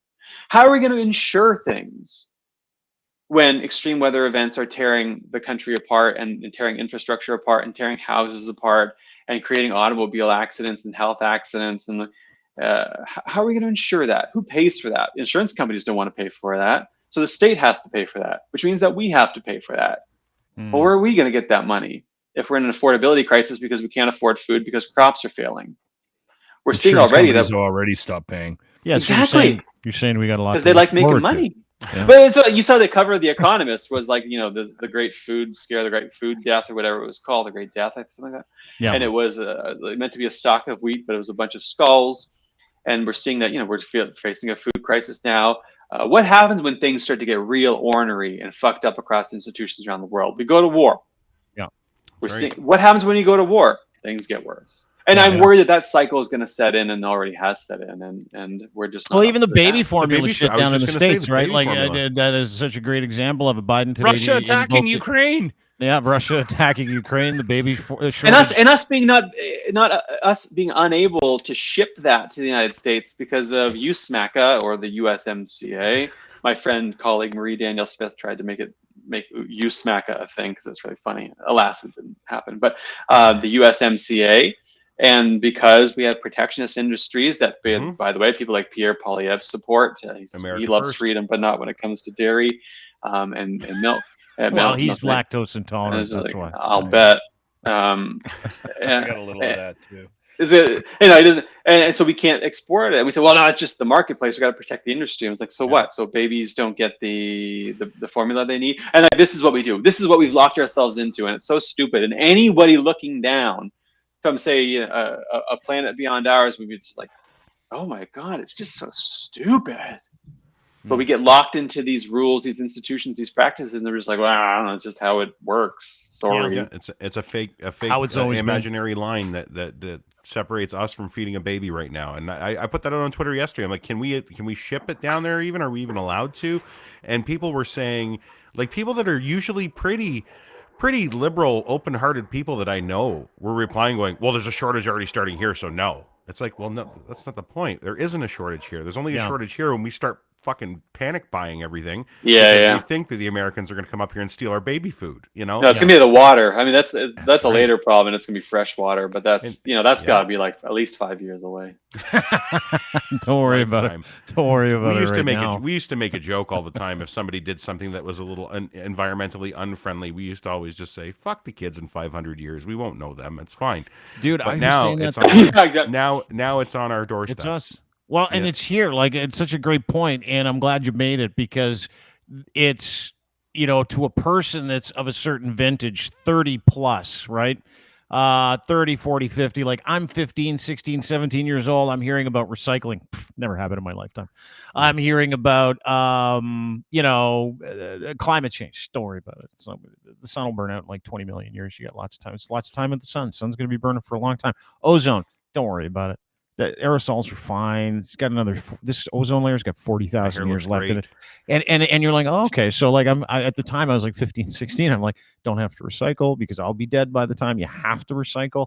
You don't have to worry about, fossil fuels because I'll be dead in 40,000 years. It'll be a distant memory, or like, part of, I'll be oil myself, maybe, who knows? Mm-hmm. But the truth of the matter is it's here now, right? Like, and I had this conversation with one of my sons who's extremely green. Like, he is always turning off lights, turning off idling cars. They upset him when he sees someone idling a car. He's always picking up garbage. He's one of those guys who's really interested in the world around him and keeping it because he really enjoys it.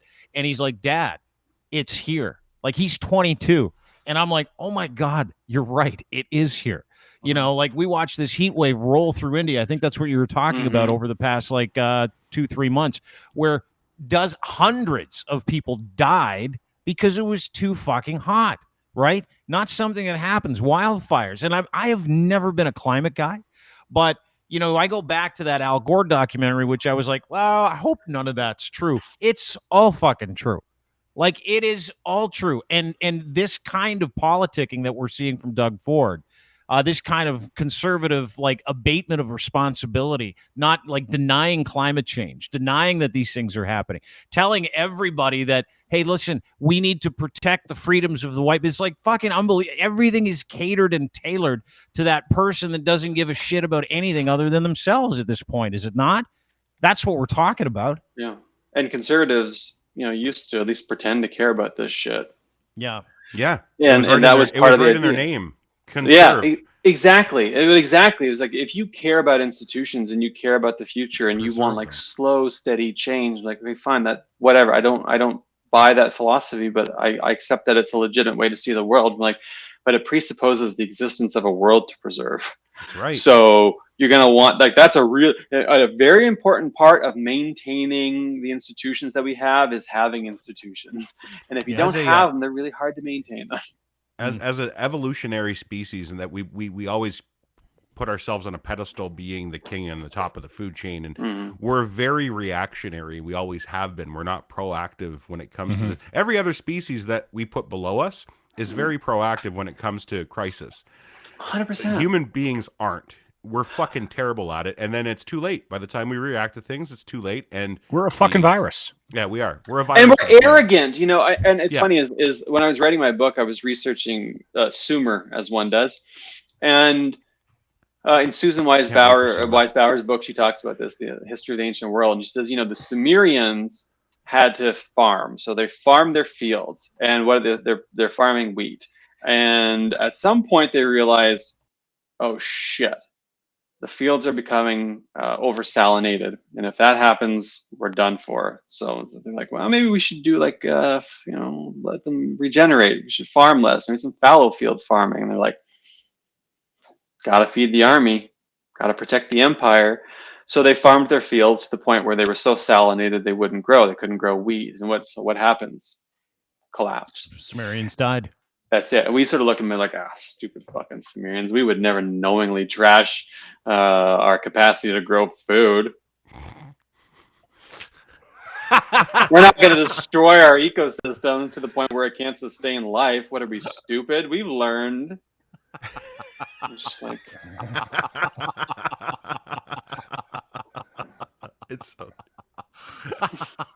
We're doing it again. Oh my God, I didn't even think about that climate change. And so, you know, it's sort of like when you read these books, just one of the things you realize is that we just keep making the same mistakes over and over and over again. Yeah. It's just the scale of the error grows. So now instead of doing it in Sumeria, we're doing it at a worldwide level. It's like we've gotten really, really good at fucking things up at a mass level. It's sort of what we do, and we think we're so smart and clever. And what do we do? And we turn around and say, we don't have to change how we live. We don't have to change how we consume.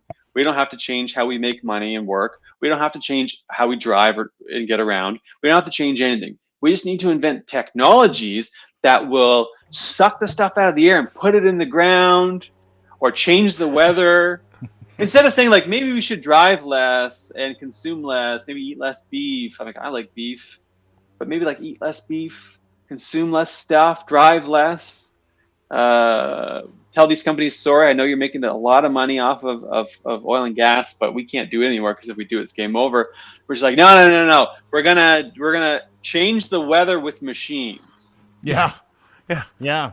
We're going to bury the carbon in the ground. We're going to pull it out of the atmosphere. And maybe that stuff will work to some extent, but like, it's a risky bet that's going to take a long term to pay off. And if we get it wrong, we die. So like we've gone all in on 5-7 offsuit. Yeah. Like those guys that I'm taking the money from at what used to be Buffalo Bills or whatever it's called in Vegas from Buffalo Bills. That's the strategy. We're the drunks at the poker table at 2 a.m. going all in on 5-7 offsuit. That's a great analogy. You could in theory win. I've won on 5-7 offsuit, but like I wouldn't go all in with my literal life on it. Yeah, right. And that's what we're doing. So I would say, you know, on balance, I'd give us a D-. At least we're not That's failing. a nice way to put it. I mean, you can't grade what isn't there anymore either, right? Like I think about that all the time now. I think in terms of like what we're doing as a society, and I don't want to get existential, but like everything comes from greed. Like everything comes from ego, greed, and the inability, like the extreme inability to understand that what's bad for the fucking hive will be bad for the fucking bee, right? It's like true. What you do to the rest of us for yourselves is not just terrible for the rest of us, it's going to be terrible for you too on 100%. Multiple levels. And that's like no understanding. Like I'm watching this whole thing with the CRTC. And I'm watching like censorship because Justin Trudeau is trying to censor free speech. He's trying to jam Bill C-11 through legislature right now and trying to get it through the House of Commons, trying to get royal assent to it. And Bill C-11, the Do No Harms bill, long story short, and I won't bore you with the details of the bill because they're very fucking boring. But they give the government the extreme ability to censor anyone and anything on the internet. Like anyone and anything. They keep saying they won't, but they will. Again, bad for the hive, bad for the bee. Let me just kind of bring this up. This is a post that we put up on the website today. Pardon me. CRTC chair says he won't regulate the internet. CRTC chair says Canada is totally going to regulate the internet. And it was an article that I read in the National Post this morning, and we did a piece on it. This is from the Post. CRTC has no interest in regulating user-generated content should the Liberal government's Bill C-11 become law. That is the problem. CRTC Chairman Ian Scott said Monday, it's not the focus of the CRTC regulating it, user-generated content, meaning your tweets, meaning stories that we put out, meaning videos that we put out to give people content for free on a daily basis. They want to regulate that as much as they're regulating traditional media. And that is regulated by the CRTC. So he says the focus is not the CRTC. Regulating will not be in the public interest and will not contribute to the system, Scott said at a conference. We have lots of other things to do. We don't need to start looking at user-generated content. Let's read the rest of it. Scott said if the bill does give the CRTC that power, the commission won't use it. He says there's just no purpose in regulating user-generated content, and then goes on to say the suggestion that we will suddenly start regulating, people's home videos, their child's baseball game, is on its face silly. If it's a Blue Jays baseball game, yeah, we might have an interest. He's not done. Then he says, when asked about raising concerns of the CRTC, broadcasting and telecom regulator, doesn't have the expertise to take on the digital world. Ian Scott, who's outgoing, he's not having his term renewed. Oh, by the way, he's also under investigation for insider dealing with telco companies, which is why he's not. He says, quote, we're talking about broadcasting. This is in reference to regulating broadcasting, right? And regulating the internet. He said, we're talking about broadcasting. The commission has been regulating broadcasting for over 50 years, and I am, and the commission should be, indifferent to the source of that broadcasting. Whether you received that content over the air from a transmitter or through fiber or cable through a broadcast distribution flare, or whether or not you picked it up off the internet makes no difference. He then says we need to be able to develop a regime that applies equitable regulation. So wow. He says this is, and by the way, he's under investigation because he's a doucher. Did 4 people write that? I don't know. But when you say straight up, David, you're not going to regulate the internet, and then you spend the next 10 minutes saying, yeah, we might have an interest. Yeah, we're talking about broadcasting. Should be indifferent to the source of the broadcasting. Then he says, oh, it doesn't matter where that content comes from. We should be able to regulate it. And we have to develop a regime that applies equitable regulation. Is that not sucking and blowing at the same time? Does that not tell us what we need to know that, hey, we're going to regulate the fuck out of you guys, so get ready for it? I mean, I'm as critical as of the CRTC as anyone. My position is, look, it's been captured by industry. It's fundamentally, I don't care about personalities in it. Ian Scott's a blip on the radar for me. Any CRTC commissioner is a blip on the radar. It's just that as a country, we have let the telco companies become such a powerful oligopoly that they get to dictate a lot of that policy. What's interesting, so that's what on prices. Now, then you turn around and say, and yet they're pushing back against foreign companies like Apple, Google, because they're worried about the insidious effect they're going to have, but they don't give a shit about telcos bilking us because those are Canadian. Those are Canadians that are screwing you. We don't want foreigners. It's okay for Canadians to screw you. It's bad when foreigners do it. And so they want to try to, make sure that there's Canadian content. And so when they're talking about regulation in this under this aegis, they're talking about making sure that there's lots of good CanCon and that the country is served and that no one, like users aren't producing stuff that isn't in line with, Canadian content. That's what the bill allows them to do. And the bill is the fundamental flaw of the bill is that it is worded so broadly that it seems that they can get away with all kinds of things that maybe they could get away with, maybe not, but they're saying, trust us, don't worry about it. And what worries me about it is that every time a government agency says, or a regulator, government body, or whatever it might be, says, don't worry about it, trust us, I immediately think, oh, I'm worried about that and I don't trust you. Yeah. Like that's when I was like, I don't know. So, the battle was over and not, are individual users going to be subject to this thing, or it's just going to be YouTube? Well, I actually think I'm actually worried about if it's the big players too, because I don't want the CRTC telling me what I can and can't watch on the internet, what people have to produce on the internet. I don't, and maybe they'll do, like, at what point does a user become big enough that the CRTC says, oh, that's not a home ball game anymore, that's the Blue Jays now? Because you get 3 million, 5 million views a month. Like, does that person get regulated under CanCon law? Then so you are regulating it. So you're full of shit. What else are you going to try to get away with? And this is a big play, and this goes over very well in Quebec. Let's be honest, that this does not, or this originates from somewhere. There's a huge Quebec axis here on the CanCon stuff. The culture industry in this country is very powerful. They're fighting for this, and people like me put back and say, you know what? No, I don't want you making those decisions. It's in this day and age. I'm fine if you give people money to create content. I don't love that you're regulating what people put on their platforms and show us in front of our eyeballs. And by the way, in a lot of cases, what happens? People just bury that shit. So they're also pushing for discoverability because they want it at the top, because they say, well, if we just put it there, no one's going to click on it. I'm like, okay, well then you've got your answer. Yeah, nobody wants it. It's a problem that's not a problem.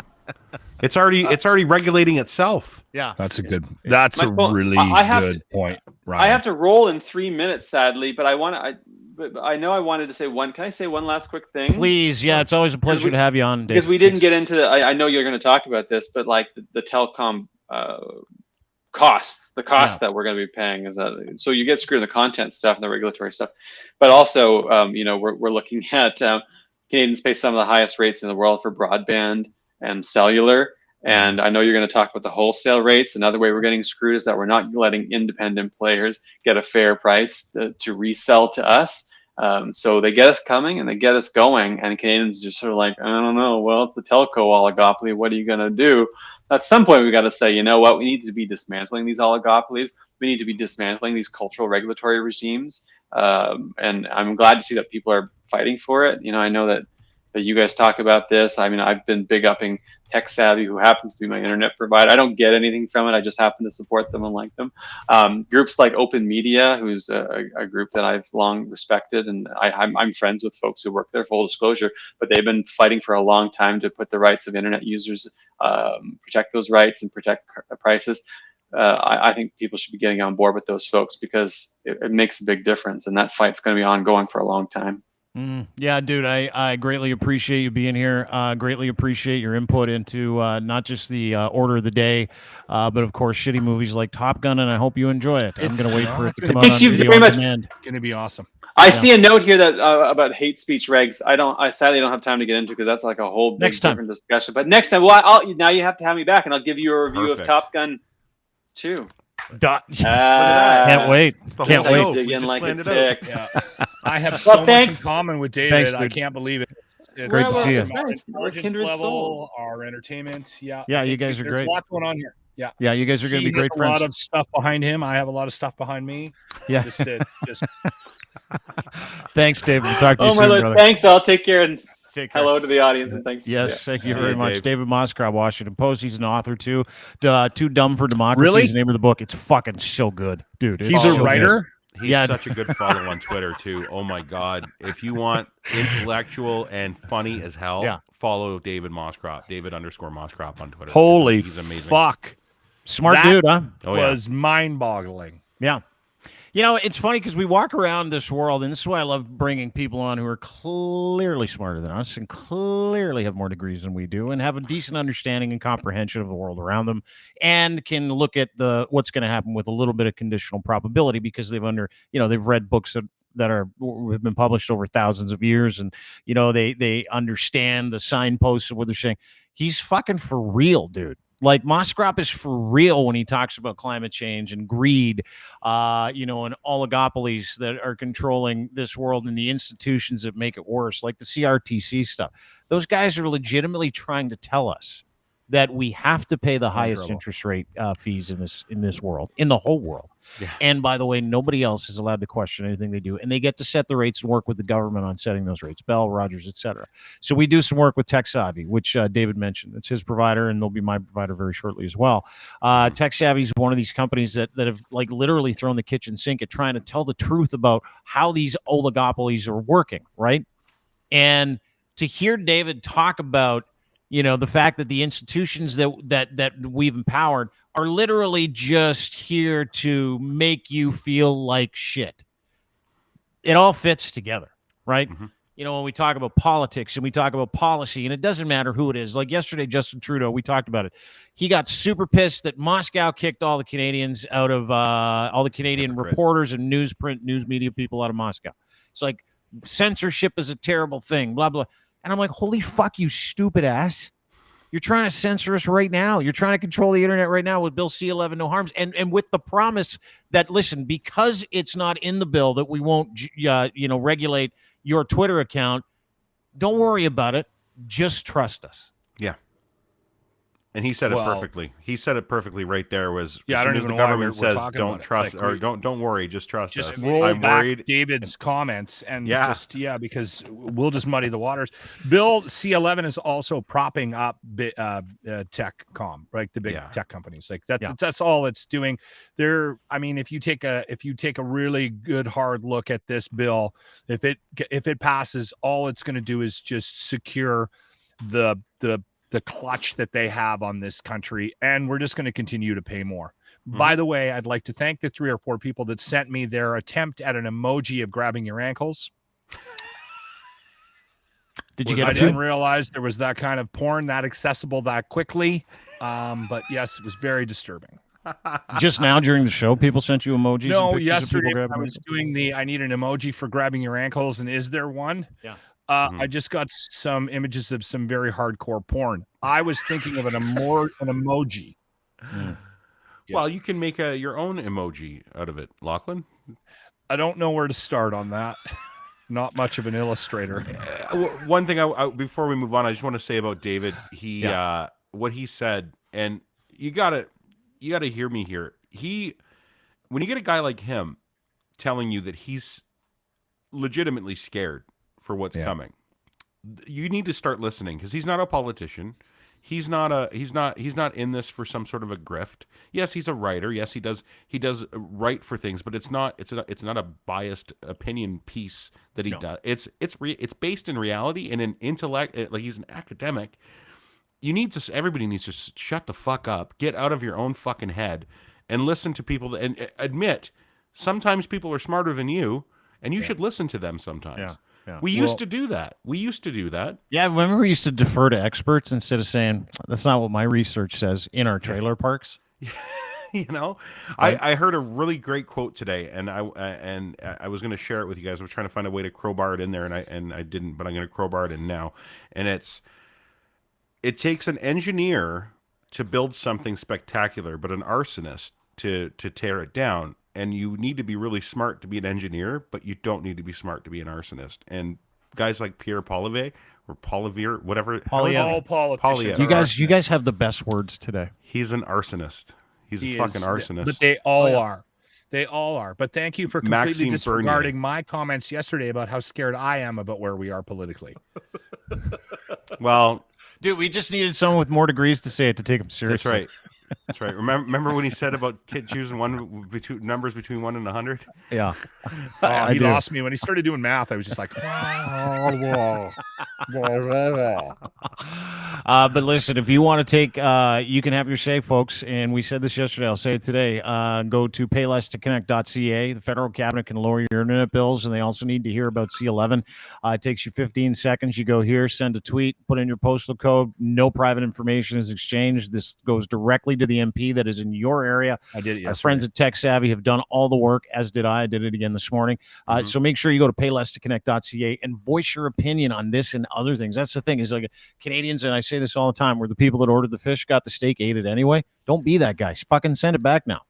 Yep. Start telling people, be a Lachlan Cross. Say, hey, Karen. listen, this is not how it's supposed to be, and I'm not going to sit here and allow you to continue to take advantage of me. It's one of the things I respect the most about you, Locke. You don't let anybody take advantage of you, and that's what good Canadians should do, and I mean it. Well, and when I went to pay less to connect and hit the tweet button, and the guy that used to be a Starbucks barista's Twitter account popped up, I was like, wow. There we go. And now I've got the power of politics behind my tweet. Old Michael, who was making $27,000 a year 6 years ago and just put his name in a hat and realized that we were really just fucking angry at the other fucking side of the politics and lucked out, and now is my leader, my fearless leader here in St. Albert, Alberta. Now I was like, you know what? He's going to be the guy for change. Is your rage when there's another convoy? He's going to go stand in front of another Nazi flag, and he is going to make a difference in the country that I love. It was that guy, the guy that stood in front of the swastika. That's your. I remember that from the convoy. He used to work at Starbucks. He's in his 40s. I don't. He also looks like a mannequin. Judge. That's the other thing that keeps coming up about him. I don't know if he worked at Starbucks. Okay, I might be making that up, but he did nothing of note prior to. Not saying if you're a barista, it's a bad thing. God bless all the baristas, right? I don't want. You got to be careful in new woke society. You're like, we're shitting on this guy from going from being a barista to a member of parliament, and now we're shitting him. We're like, no. I think baristas are better people. $1,000 a year. That's right. Oh my I think baristas are. I would trust a barista with this country before I trust any of the people that are on. Move to St. Albert and hang out with old Locker and fucking Michael, because we're fucking making a difference here in Alberta. Oh man, thanks for doing this today, lads. This is a lot of fun. Before we go, I just want to play this one more time. Oh, what? It's maybe the greatest troll job ever by Matthew Tkachuk. Shillington can do, but try to wrestle the speed to the outside. Now the one thing you don't want to do is negate the power play here for Kane. Can I say this? I'll give Tkachuk all the credit he deserves for that, because I'm a fan of chirping. But that man is one of the most vile players in the NFL in the NHL right now. I cannot stand him, and made it's not for the playoffs. I can't stand him. I never have been able to. I don't know what it is. We talked about it in our staff meeting today. You talked about the forward for the Calgary Flames and how much you hate him in your radio staff meeting today. Hated. Sounds productive. He's hated. You guys didn't take that loss personally at all. Listen, Linz, don't go there, please. Yeah. What else did you guys talk about? He might be the flavor of the coffee. He might be hated. Pods. He might be hated. I told you, I give him credit for the chirp. Yeah. Brilliant chirp. One of the greatest chirps I've ever seen in my fucking life in the history of sports.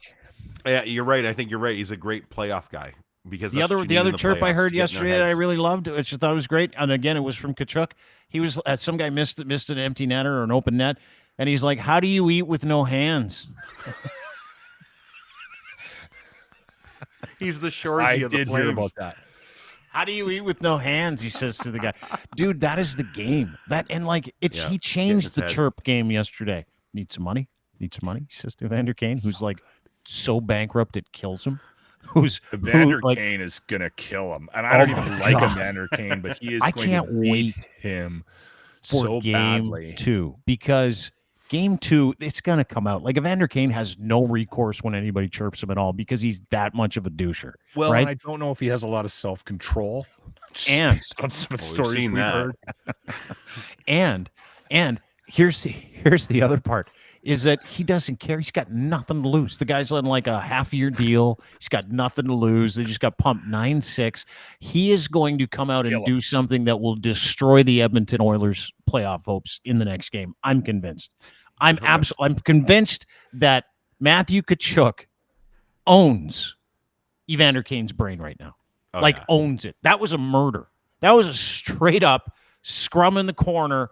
Murder with no fucking weapon, no knives, no fists. This is going 7. Awesome.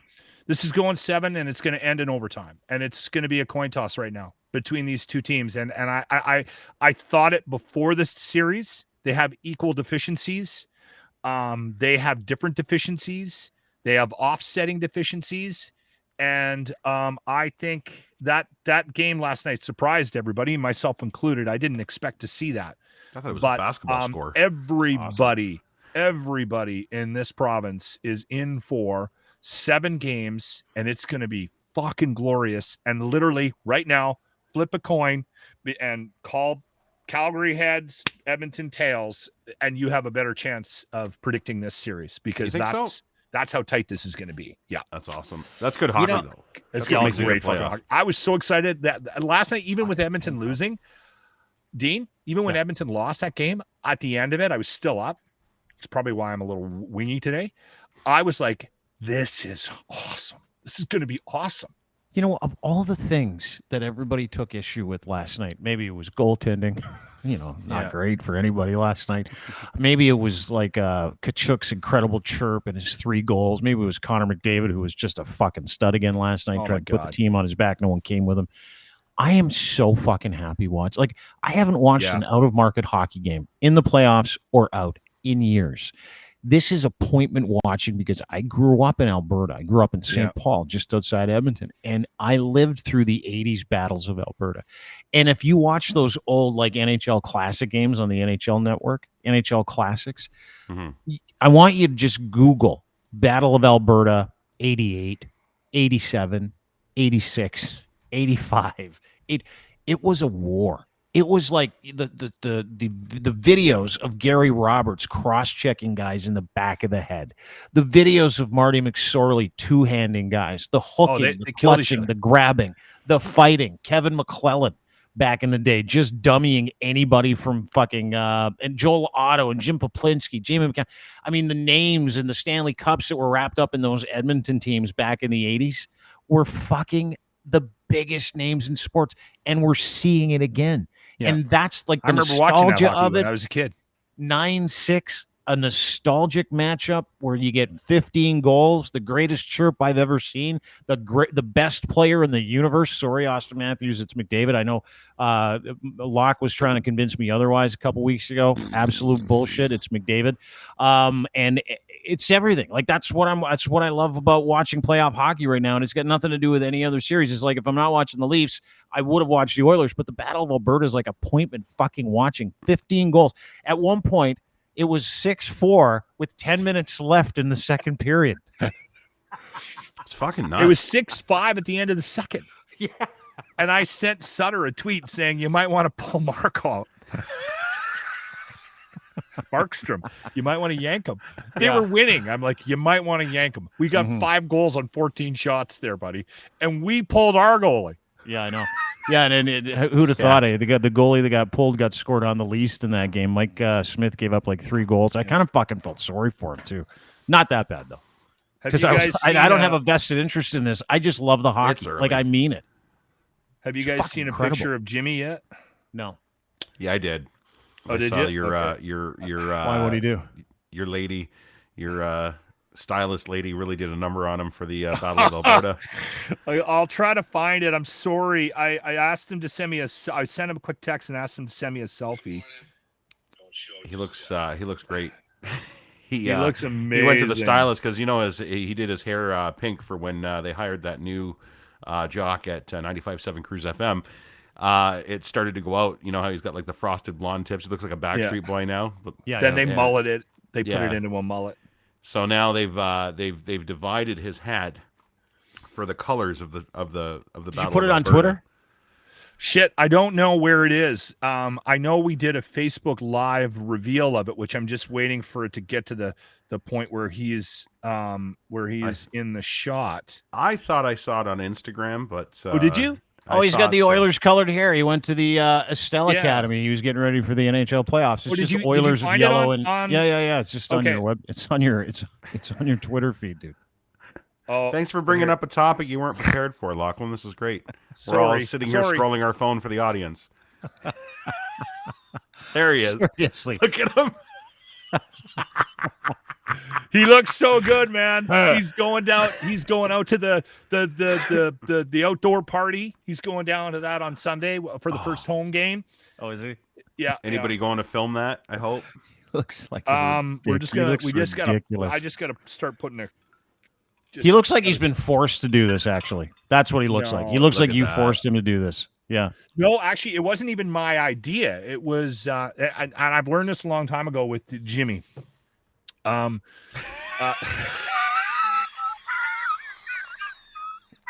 Perfect. Still, you fucking thing.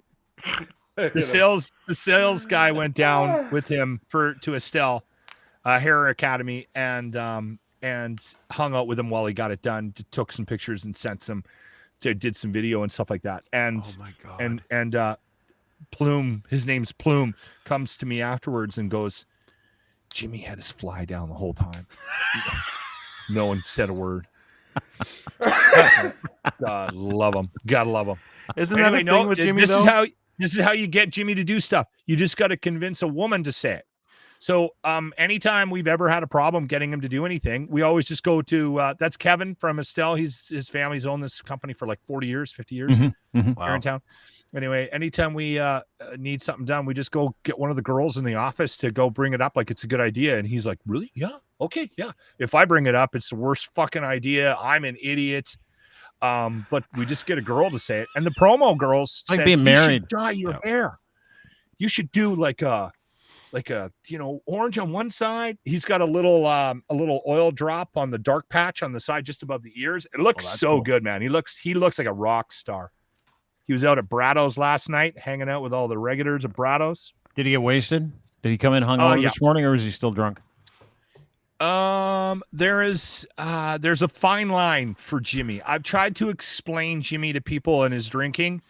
I think there's something with his makeup, like his physical makeup, because he's a little person, but he has the same size organs and the same number of blood. Like if you take all my blood vessels and stretch him out, he's got the exact same length of blood vessels and everything. Like it's just part of how he's built. Anyway, he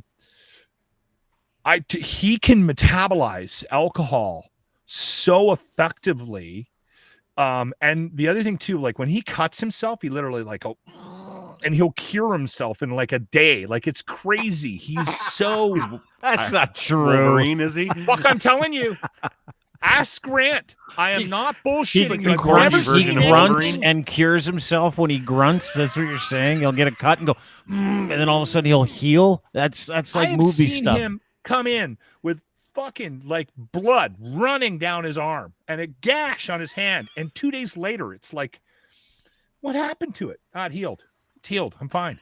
It's insane. It's like if Wolverine was a corgi. He will literally drink. He'll drink nonstop until midnight. I'll pick him up at 4 o'clock in the morning. He'll wander into my car, and I'll smell booze on him, but he's functioning. He's got that shunt too. That shunt probably diverts it. I think it redirects some of the booze when he gets We're trying to get to him that an upgrade saturation with point. Bluetooth, so we don't have to take speakers with us when we go play golf. You know, it's amazing though too, because you're trying to convince him to do this thing for a radio bit, like, "Hey, go get your hair done again," and he's like, "No, it's fucking stupid. Okay, let's do this. No, fuck you." And then all of a sudden, you get a woman saying, "Hey, you look great," and he's like, "Lock, I'm going to go do that." Or if anybody else says it, it's legitimately like being married. It's like one of the absolute reasons why I do not am not in a relationship with anybody. It's for that reason. Where you go, like, someone will ask you a question, "What do you think of this?" And you go, "Well, here's my answer," and she'll go, "No, that can't be right." How do we get to No Frills? We go down Burke Street, and then we turn right on Michael Street, and you're there. That doesn't sound right. I'm not, that's wrong. Okay. Is it going to be nice today? That was another one I used to love. What's the weather going to be like today? Sunny and 22. That doesn't sound right. Can't be right. Look at him. Oh yeah, he looks good. He does look good. Real good. Yeah, good for him. Yeah. Send us some more pictures, by the way. And next time you want to talk about it, just send me the picture ahead of time, and I'll put it in the run. Sorry, I didn't know we were going to bring up Jimmy's hairdo. Is this live? Is this like his selfie that you asked him for? That's from now. Yeah. He's still recovering from last night. Oh, he looks fucking. No, it looks like he's back on it again. Yeah, the jaundice is starting to really. He divulged to me last week that he is to mix up the beer. He has decided to include whiskey into the drinking regime. And I'm like, so how much are you drinking? And he's like, bottle and a half a week now. And I'm like, and you're still drinking the beer? And he goes, yeah, the beer didn't really slow down, but he's got it all worked out in his own mind. But now he's hard on the heart. Drunk. Why did he add whiskey to the beer run? Because he wants to lose a little bit of weight, and he thought that the beer was making him fat. So what's he putting the whiskey in there? Is he drinking it straight? He's drinking it with a little bit of water. A little bit of water. Okay, tell him dark liquors are no good. They're full of sugar. If he goes to like a vodka, it's better. No, don't tell him that. Don't tell him any of that. Don't fucking tell him. What are you doing, Merlin? You can't do replacement therapy with an alcoholic and say, hey, the way you replace the alcohol is with another alcoholic. I'm telling him. That's fucking ridiculous. I had a friend of mine. His name was Dirty Derek. True story. He had a girlfriend, and he's like, she's got a coke problem. No, she's got a drinking problem. He's like major alcoholic. I don't know what to do. I'm like, I'll send her to AA. Get her some help. He's like, okay. Next time I see him, he's like, well, I tried to help her by giving her cocaine. Now she's got a cocaine and alcohol problem. And I'm like, well, there you go. He's like, maybe I should give her some meth. I'm like, do whatever you got to do. But all those things are a bad idea. If you're going to replace alcohol with more alcohol or replace alcohol with a different substance, it's a terrible idea unless that substance is cannabis. No, you can't do that. That is terrible advice. And you need to tell him to stop. Tell him to stop. No, he's a grown man. He's a man. He can do whatever he wants, okay? He weighs more than my wife. We can throw grown in there. Anyway, tell him I wish him the best with his new alcoholic regime. Tell him cheers from the other whiskey fan on the podcast. Yeah. He's been hanging out a lot with Army Chris lately, and I'm like, I worry that when you hang out with Army Chris, it takes a year. Every weekend takes a year off your life. I legitimately worry about you, little buddy. And Grant just started laughing. I'm trying to have a heart to heart with him, and Grant's snickering in the background. Because everybody's got that friend who's like, what are you doing? Don't tell him to stop drinking. Tell him to fucking keep going. You're the same way. Do whatever he wants. Lockley, you guys are hypocrites. Remember the way you used to be with Bonzi? The same thing. That's part of the reason why it's so funny. Why Grant's laughing, because you got a guy that drinks 6 beer in his basement every night, trying to give advice to a fucking midget about drinking. I love it when those guys who are wasted tell the other guy who's also wasted that he drinks too much. You ever get to see those fights outside when everybody's waiting for an Uber at the end of the night? We're gonna say, bro, you drink too much. You're way too drunk. You always get like this when you drink. Yeah. Yeah. Look he at pisses you, himself. fucking loser. You got your pants off. So do You'd be you. way healthier if you did what I did and just drink all the time. That's right. You wouldn't feel so shitty in the morning. Why are you being that such was a one of the bitch? conversations we had. Was it You really? should spread it out, Jimmy, like I do. Yeah. Drink the same, just spread it out. out. So now he's drinking whiskey on Mondays, Tuesdays. That's the spread. That's nice. That's good. Anyway, thanks, boys. Cheers, It was Jimmy. a lot of fun today. Lachlan Cross, 957 Cruise FM in I Edmonton. need a break on David. Like, we can't bring him back tomorrow because I No. need to I need to digest what he said. That's Yeah, we too will. fucking much. My head's gonna explode. He's too smart. You did a great job hanging in there, though. Like I I? didn't see you glaze over at all. I normally, when Really? we have people on that are really smart, sometimes I see you catch butterflies where you're like this. Well, he has a way of putting things together so you can follow along. Yeah. He has a And way then of you're speaking not thinking about Anglo-Saxon to how- us so we can understand it. It's Yeah, he nice. spoke in clear Anglo-Saxon today, Yes. so I was really appreciative of Some that. of the guys we have on are just fucking like they're 10 miles ahead of me, and I'm just when can I get off and start drinking? My favorite is at the start where you're like, I feel like we're both intellect. And then told instead of intellectual, and said, First I off, got a lot of stuff on my walls too. And then you asked him how many doctor things he had on his walls. How many doctor things you got? What? You know I those got a gun doctorations? behind me. Anyway, that's Lachlan Cross, 957 Cruise FM in Edmonton. You can listen to him every single weekday morning online. Follow him on Twitter at Lachlan Cross. Lachlan Cross. Thanks, brother. Really appreciate it. Great to see you. Top Gun passes 7 a.m. tomorrow morning on the locker room. I'm giving them away. Nice. Swear to God. With the Top Gun text word of the day. Right into the danger zone. Top Gun text word of the day. Yeah, I wouldn't lie to you. I wouldn't lie to you. What's the text word of the day? Oh, do you want it? Yeah, I'm going to call in. Let's see if I Goose. can win it. It's Goose. goose. I shouldn't be doing that because it's not active until tomorrow morning, but Now I'll get everybody this knows. for those that are listening now. And then we got a bidet to give away every day in May in the 8. In Okay. the 8 o'clock hour. Okay, good. I'm looking forward to And it. Brian Adams tickets in the 6. Oh, yeah, Brian Adams is We're coming like to the a Rogers real Center. radio show now, like the Pinocchio of radio shows. They Enjoy actually gave it. us some prizes this week. Yeah, no kidding. So You- we don't you're have not to giving away resort to gift giving away Jimmy's certificates. Shit. Gift certificate. Yeah. Old Richard Marx CDs from his closet. Now you got real shit. You're going places. Thanks, brother. Great to see you. Lachlan Cross, care, 957 Cruise FM. And that's Ryan Lindley. Sheeple Shepherd Podcast at Ryan Thanks Lindley for on today, Twitter. Thanks, man. Appreciate it. We'll talk to you Appreciate soon. All right, Yeah. man. There you go. Ryan Lindley, ladies and gentlemen. Lachlan Cross, David Mosscrop. That does it for us today. Shoo. Thanks, everybody. We really appreciate it. We'll see you tomorrow morning on this tomorrow at 3 o'clock on this very program. Then we'll be off for the weekend. I want to tell everybody that you can go to deanblundell.com, sign up for a newsletter. We don't spam. We just send you the stuff you ask us to send. And if you don't want us to send you anything, we won't. But we'd appreciate it if you would join our newsletter. That'd be really cool. Very good. Every day you get this little thing that says, here's what's happening today. And then you go, oh, great. I can interact with the thing the guys are doing. And you can take part in everything we do, including buying some of our merch. Go to the shop at deanblundell.com. You can have a look and buy around there and go support Alex Dave Rebeckoff in Ukraine. We're trying to raise some money for him so he can feed some people, buy some diapers, that kind of stuff. So if you can go to the shop at deanblundell.com, we'd appreciate it. Sign up for the newsletter as well and follow us wherever you can do so, including YouTube, Dean Blundell Show, Twitch TV, Dean Blundell TV on Twitch. Thank you very much. And of course, wherever you get your podcast, audio podcasts, including Google, Apple, Spotify, etc., etc. Thanks to our friends at Easy Auto Financial for making this possible. Go to Easy Auto Financial for more details on how you can get free financing for a vehicle. They take care of everything as well. EasyAutoFinancial.ca. No obligation. These guys are awesome. Turnkey, all credit. They're incredible people. EasyAutoFinancial.ca.